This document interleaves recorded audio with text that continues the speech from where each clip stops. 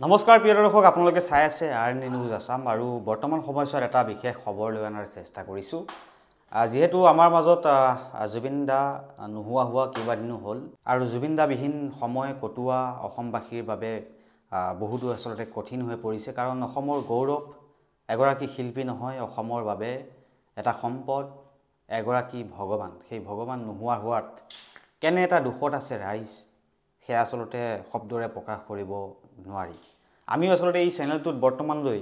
জুবিন গাৰ্গৰ খুব এটাও ভিডিও আমি আপলোড কৰা নাই কিন্তু আপলোড নকৰাকৈ থাকিব নোৱাৰিলো লাহে লাহে যেহেতু জুবিন গাৰ্গৰ যি আসলতে মৃত্যুৰ ৰহস্য সেয়া ৰহস্যৰ হবলৈ ধৰিছে তাৰ প্ৰাক্ষণত এটা বিশেষ খবৰ লৈ অনাৰ চেষ্টা কৰিছো যে জুবিনে সাগৰত নমা দ্বিতীয়টো ভিডিঅ'ত জুবিনক পানীত নামিবলৈ উচতনি দিয়া ছিংগাপুৰত উপস্থিত থকা শেখৰ গোস্বামী অমৃত প্ৰভা মহন্তৰ ভাষ্যত যেন ৰহস্যৰ গোন্ধ বিৰাজমান অমৃত প্ৰভা গোস্বামী আৰু শেখৰ জ্যোতি গোস্বামীৰ যি ভাষ্য সেয়াত ইতিমধ্যেই ৰহস্যৰ গোন্ধ পাইছে ৰাইজে আৰু সমগ্ৰ ঘটনাই ক্ৰমাৎ ৰহস্যৰ মাজলৈ গতি কৰিবলৈ লোৱাৰ সময়তে পুনৰ জুবিন গাৰ্গৰ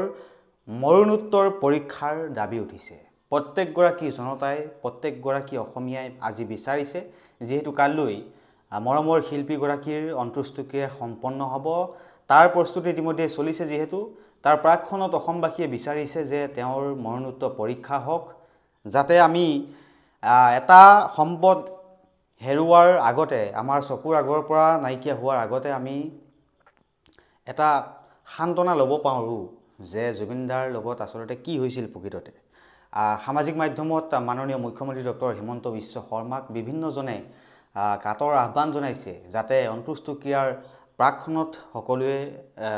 এবাৰ জানক যে প্ৰকৃততে হৈছিল কি অসমতো ছিংগাপুৰত যেহেতু হ'বই মৰণোত্তৰ পৰীক্ষা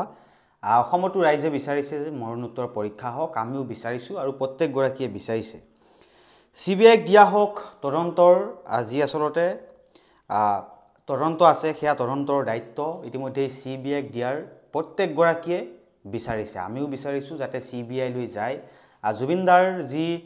মৃত্যুৰ ৰহস্য সেয়া ৰহস্য যাতে সোনকালে ফাদিল হয় তাৰ বাবে আমি মাননীয় মুখ্যমন্ত্ৰী ডক্টৰ হিমন্ত বিশ্ব শৰ্মাক আমিও আহ্বান জনাইছো আৰু প্ৰত্যেকগৰাকী ইতিমধ্যেই আহ্বান জনাইছে যাতে সিবিআই লৈ যায় এই তদন্ত জুবিন গাৰ্গৰ এই মৃত্যু যাতে ৰহস্য হৈ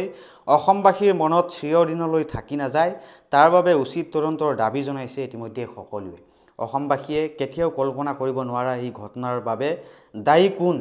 যাতে কোনো যাতে আসলতে হাৰি যাব নোৱাৰে তাৰ বাবে আহ্বান জনাইছে।